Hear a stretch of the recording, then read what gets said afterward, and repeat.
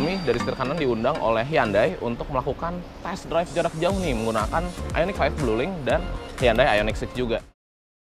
Selamat pagi Sobat Setir, selamat datang di Setir Kanan. Balik lagi sama gua Narendra, dan kalau Sobat Setir lihat di belakang gua ada beberapa Ioniq, dan nggak hanya Ioniq 5 aja, ini Ioniq 5 yang Bluelink, ada juga Ioniq 6 nih Sobat Setir. Yap, bener banget, gue lagi di Hyundai Studio yang ada di SCBD karena kami dari Setir Kanan diundang oleh Hyundai untuk melakukan test drive jarak jauh nih menggunakan Ioniq 5 Bluelink dan Hyundai Ioniq 6 juga. Rutenya itu dari Jakarta, Semarang, Surabaya, Banyuwangi, dan finalnya akan ada di Bali. Nah, daripada penasaran, yuk ikutin terus video kali ini karena banyak banget aktivitas seru dan kegiatan-kegiatan asik lainnya. Yuk, nonton terus. Let's go!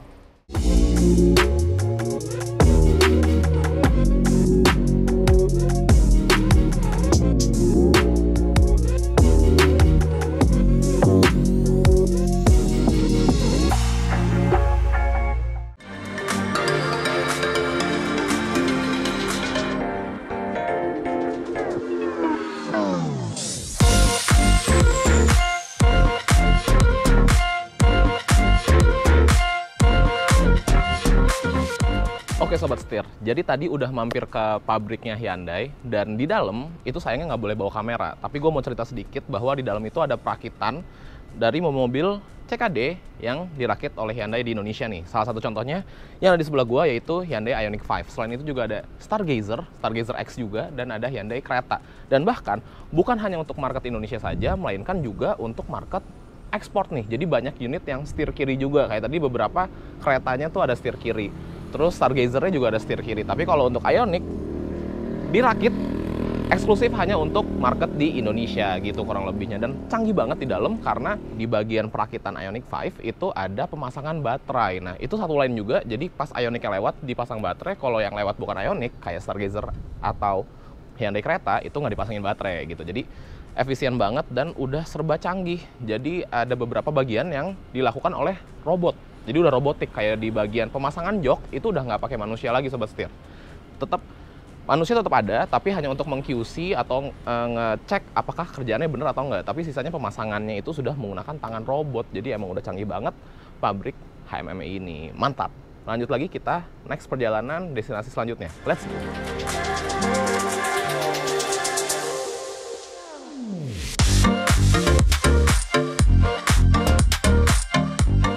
Oke Sobat Setir, jadi udah factory tour, udah makan juga, terus kita lanjut lagi destinasi. Sekarang dikasih challenge nih, jadi kita harus menemukan di mana charging stationnya, dan dikasih clue-nya tuh seperti ini kurang lebihnya. Nah, katanya di sini tertulis kalau charging stationnya sekitar 180 km dari lokasi kita sekarang, dan kita menebak ada di kilometer berapa? Tebakan kita?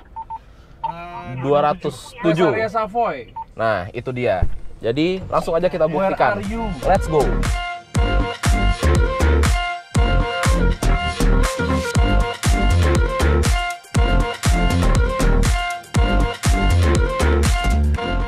Oke Sobat Setir, sekarang kita sudah sampai di rest area kilometer 207 ya. Rest area ini adalah rest area yang memiliki charging station yang ada di clue card di Challenge Charging Station Hut.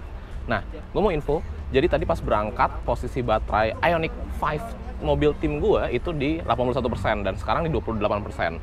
Nah, sekarang mau melakukan pengechargean menggunakan fast charging 50 kWh, dan estimasinya nih untuk sampai penuh hanya menempuh waktu sekitar 56 menit hingga 57 menitan. Jadi ya almost 1 jam baterai akan bisa penuh lagi hingga 100%.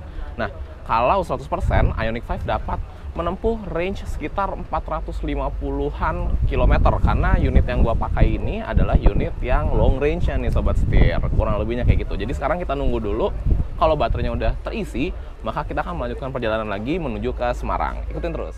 Setir Kanan dengan 50 outlet mobil bekas. Jaringannya luas. Setir Kanan.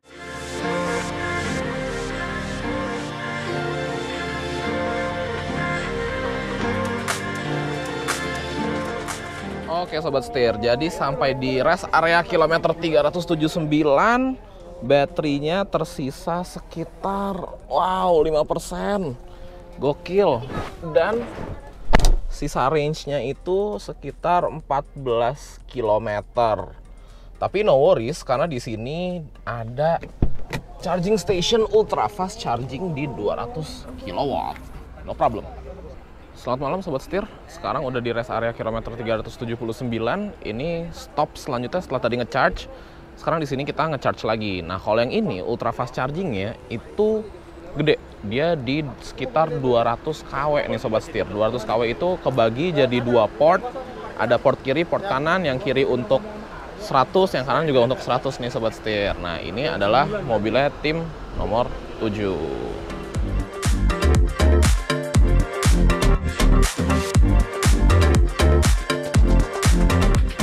Selamat pagi Sobat Setir, ini kita sekarang udah di day 2 dan di hari ini perjalanannya rutenya rencananya kita mau ke Stadion Manahan Solo, kemudian berlanjut lagi ke daerah Surabaya. Nah, di Stadion Manahan Solo juga nanti ada beberapa challenge nih, jadi keseruannya tetap berlanjut. Dan besok kita baru berangkat ke Bali. Nah, daripada penasaran, makanya ikutin terus videonya. Let's go, let's go.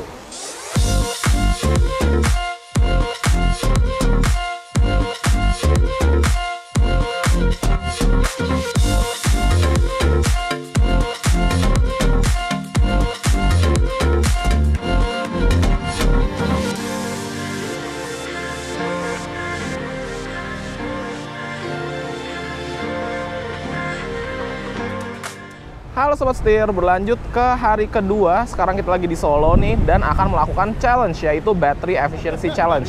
Nah, untuk mobilnya tim setir kanan, mobil nomor 7 ini sudah diisi baterai di 90% Sobat Setir dan akan menuju Surabaya dan akan dilihat mobil mana yang paling irit listriknya.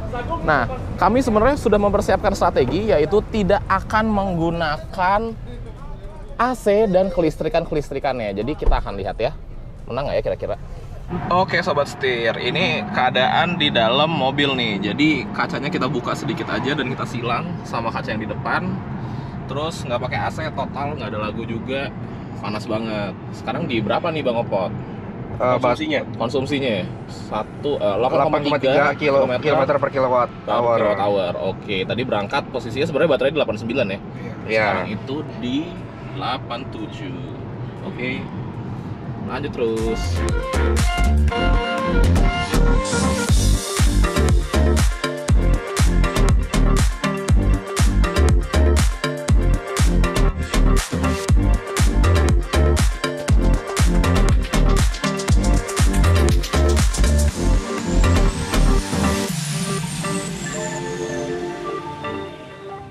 Selamat pagi Sobat Setir, hari ketiga dimulai dengan challenge Find My Car Challenge. Wah, kita tim berapa? Tim 3? Tim 3. Tim 3 nih, wih, dan Amidai, ada Bang Eja sama gue. Dan challenge-nya adalah kita harus mencari si mobil Ioniq yang diumpetin di kota Surabaya. Nah, sebenarnya udah ada contekannya, karena kita dikasih modal yaitu handphone Blueling, bener banget. Dan, ya bener-bener, let's go. Hihi.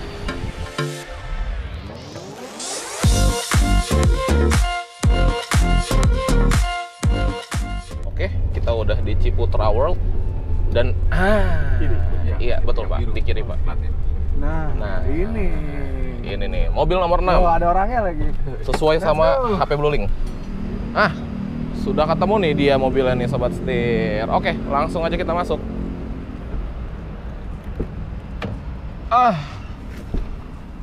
Mantap. Waduh. Kita langsung gas nih Bang aja ya. Langsung dong. Langsung, let's go. Oke, kita udah keluar. Mbaknya lama banget bukanya. Kita gas. Biar aman bikin itu dong, Ren. Apa tuh?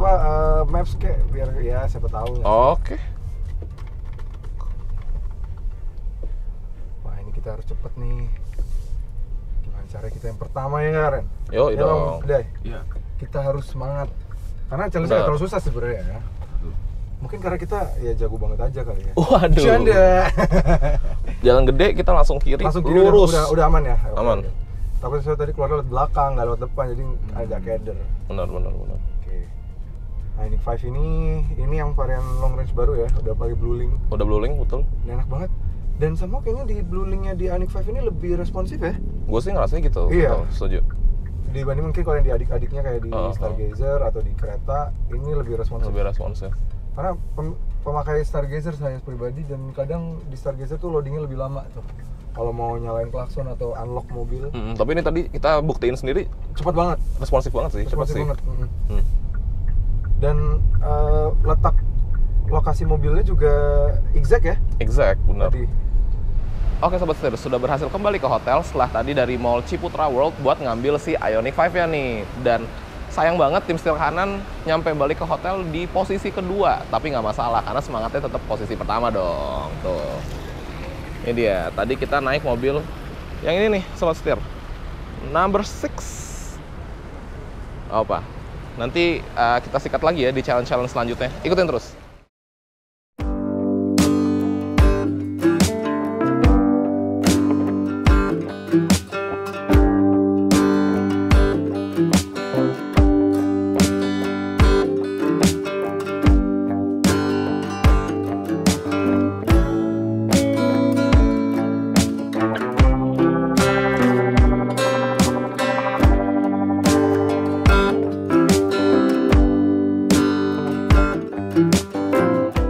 Halo Sobat Setir, setelah kemarin dari Surabaya dan tadi malam beristirahat di Banyuwangi, nginep tuh semalam. Sekarang kita lagi ada di kapal nih, kapal di Selat Bali menuju ke Bali, berangkat dari Pelabuhan Ketapang. Nah, sesampainya di Bali, kita akan mengeksplor Bali menggunakan si Ioniq ini. Makanya di sini banyak banget Ioniq isinya. Di kapal ini itu hanya ada Ioniq 5, ada Ioniq 6 juga, sama ada beberapa truk sih sebenarnya. Nah, sampai Bali nanti kita coba eksplor jalanan Bali dan kita rasain gimana performanya dari si Hyundai Ioniq 6. Ikutin terus.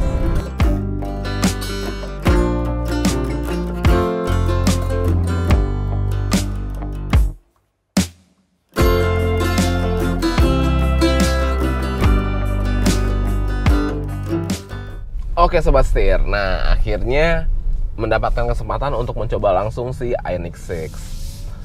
Sekarang kita mulai dari posisi duduk dulu ya Sobat Setir. Untuk posisi duduknya sendiri memang Ioniq 6 itu lumayan tinggi karena di bagian dek bawah ini terdapat baterai.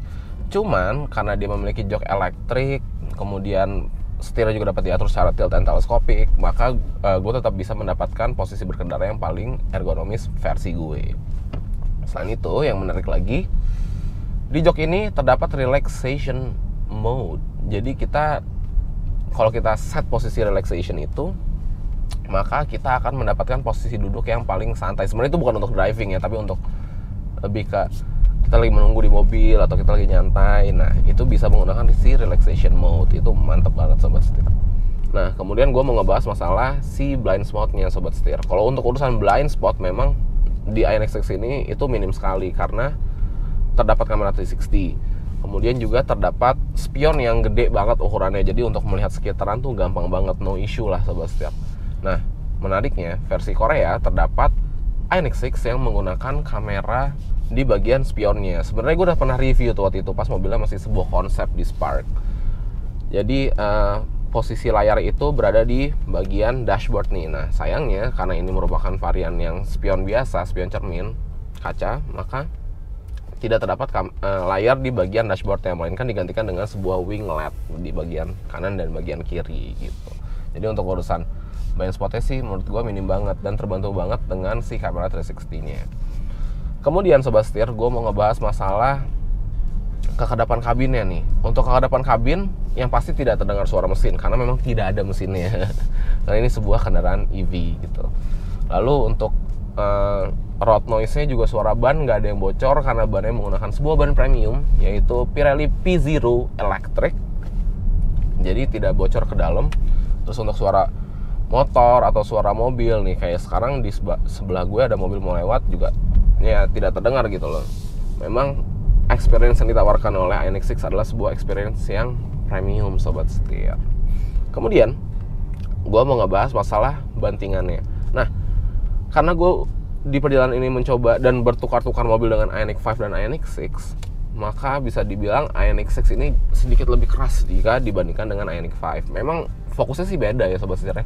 Yang dimana Ioniq 5 itu merupakan sebuah EV yang memiliki konfigurasi dan posisi berkendara yang berbeda dengan Ioniq 6 gitu. Kalau di Ioniq 5 memang lebih, bisa dibilang lebih untuk comfort lah ya. Sedangkan untuk di Ioniq 6 ini, kalau menurut gue pribadi lebih ke performance-nya gitu. Jadi memang di Ioniq 6 ini sedikit lebih keras jika dibandingkan dengan si Ioniq 5. Nah, tapi kekerasan yang kita rasakan di iNEX6 ini berdampak ke bagian handlingnya juga Sobat Setir. Jadi memang untuk di handlingnya iNEX6 jauh lebih nikmat jika kita dibandingkan dengan iNEX5. Kenapa? Karena satu, dia memiliki suspensi yang sedikit lebih keras, jadi mobilnya tuh lebih stiff gitu dan lebih nurut juga. Kemudian dia memiliki konfigurasi all-wheel drive yang dimana dapat membantu kita ketika kita lagi mengambil cornering atau mengambil belokan-belokan yang lumayan tajam lah ya bisa dibilang, karena memang jalan dari pelabuhan Gilimanuk menuju ke kota Denpasar ini banyak twisty roads yang dimana gue ngerasa happy banget ketika mengendarai si iNEX6 ini karena memang handlingnya tuh oke banget gitu. Tapi Sobat Setir, ketika kita menggunakan di kota, nggak di high speed gitu ya, di low speed gitu, untuk parkir, untuk ya macet-macetan gitu ya, setirnya tuh berasa ringan banget. Dan juga setir ini terdapat dua settingan nih, ada settingan comfort dan ada settingan sport. Nah, di settingan sport itu dia memiliki feedback yang lebih baik, sedangkan di settingan comfort dia jadi jauh lebih ringan nih, terutama untuk penggunaan di dalam kotanya. Oke Sobat Setir, kemudian kita membahas masalah performanya. Jadi iNEX6 ini memiliki tenaga di 326 horsepower dan torsinya di 605 Nm dan disalurkan melalui dua buah motor listrik yang berada di bagian depan dan di bagian belakang. Untuk baterai sendiri memiliki kapasitas di 77,4 kWh. Nah, sekarang kita cobain karena dia memang memiliki beberapa driving mode nih. Ada Eco, ada normal, dan juga ada sport. Dan yang terakhir ada My Drive. Jadi kita dapat mengatur sesuai dengan kemauan kita nih, baik dari respon setir, dari respon throttle, dan dari pengereman juga. Oke, sekarang twisty roads kita cobain performanya. Oke. Untuk tarikannya sendiri memang torsi 605 Nm itu berasa banget di iNEX6 ini Sobat Setir. Performanya itu berasa sangat-sangat menarik, sangat-sangat ditarik lebih tepatnya. Kita benar-benar kayak ditarik sama mobilnya ke depan. Dan juga memang dia karena all-wheel drive, maka berasa juga nih Sobat Setir tarikan dari grip dari si penggerak bagian depannya atau motor listrik bagian depannya. Sekarang kita coba nyalip. Wow. Oke. Memang dapat dilihat bahwa iNEX6 ini difokuskan di bagian performanya nih Sobat Setir. Jadi untuk menghajar twisty roads atau jalanan yang kosong, naik iNEX6 ini memang benar-benar sebuah experience yang sangat-sangat berbeda gitu. Mantap sekali. Oke Sobat Setir, nah di perjalanan kali ini gue nggak hanya nyetir aja si iNEX6, tapi gue juga merasakan experiencing bagaimana rasanya duduk di jok row keduanya dari si iNEX6 ini. Sebenarnya memang baik di iNEX5 maupun di iNEX6 mereka memiliki deck atau lantai itu yang tinggi karena memang terdapat posisi baterai. Nah, perbedaannya kalau di iNEX6 ini untuk joknya dia lebih posisi itu lebih rendah sebenarnya. Jadi kalau duduk tuh rada jongkok gitu. Nah, tapi untuk urusan legroomnya, untuk urusan headroomnya, nah kita sekarang ngebahas masalah legroomnya dulu deh Sobat Setir. Legroomnya ini sih luas banget karena memang mobil ini tuh panjang gitu ya. Legroomnya luas banget. Gue mendapat berapa nih? Kayak 13 jari. Dan di depan ini ada Bang Eja dari CVT. Tingginya berapa Bang? 175 posisi berkendaranya. Dan gue mendapatkan 13 jari gitu. Jadi ya bisa dibilang untuk legroomnya sih luas banget. Nah untuk headroomnya sendiri karena memang desainnya dari si iNEX6 ini kan streamline silhouette. Nah jadi dia memang melandai di bagian atap belakangnya. Jadi efeknya di bagian dalam juga kita ngerasanya jadi lebih rendah gitu. Untuk headroomnya sendiri gue mendapatkan sekitar 4 jari Sobat Setir. Tapi memang dikompensate juga sih dengan si legroomnya yang luas banget ini gitu. Nah terus di belakang ini kita dapat fitur apa aja sih? Sebenarnya kita memiliki berbagai macam fitur nih Sobat Setir. Yang pertama dari aestheticsnya dulu, kita mendapatkan si ambient light di bagian pintu, di bagian atas dan di bagian bawah. Kemudian ini juga door trimnya terdapat guratan-guratan gitu ya. Desainnya menarik banget. Dan terdapat ventilasi AC, ventilasi udara di bagian tengah dan 2 buah charging port Type C. Nah, tapi di bagian belakang ini, oh iya hampir lupa, di sini juga terdapat sebuah armrest with 2 cup holders. Jadi bisa buat naruh minuman-minuman gitu. Nah, yang menarik Sobat Setir di bagian belakang adalah fitur dari V2L-nya. Jadi kalau misalkan kita membawa device nih, let's say misalkan laptop gitu ya. Kalau handphone kan bisa di-charge nih dari si Type-C ini. Laptop kan nggak bisa. Nah, di sini ada nih Sobat Setir fitur. Nah, ini tinggal digeser aja si V2L-nya. Kemudian kita colokin si charger dari laptop kita dan kita bisa nge-charge di sini. Tapi nggak hanya laptop aja, karena juga bisa buat nge-charge. Misalkan kita mau coffee maker gitu, colokin PS, itu juga bisa di sini gitu. Jadi ini memang sebuah fitur yang menurut gua sangat-sangat cocok banget buat dipakai dan dimiliki di sebuah kendaraan, terutama si kendaraan listrik ini gitu. Perjalanan jarak jauh, jadi terus tetap happy karena kita mendapatkan supply listrik dari si mobilnya. Mantep banget.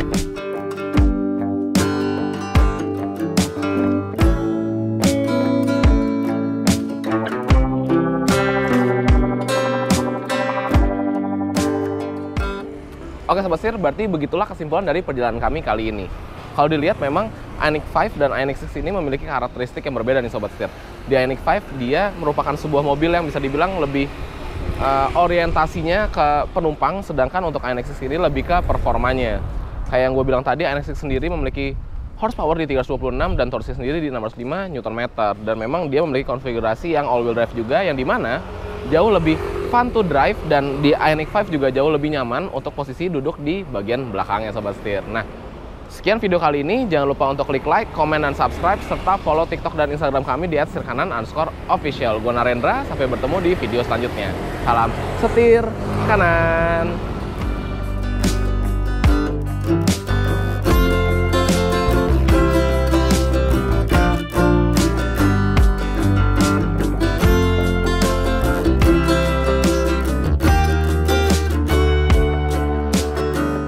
Sekarang kita dikasih challenge, harus menemukan di manakah. Waduh, bentar. Nah, si Ioniq 6 ini merupakan sebuah, ulang nih, 1, 2, 3.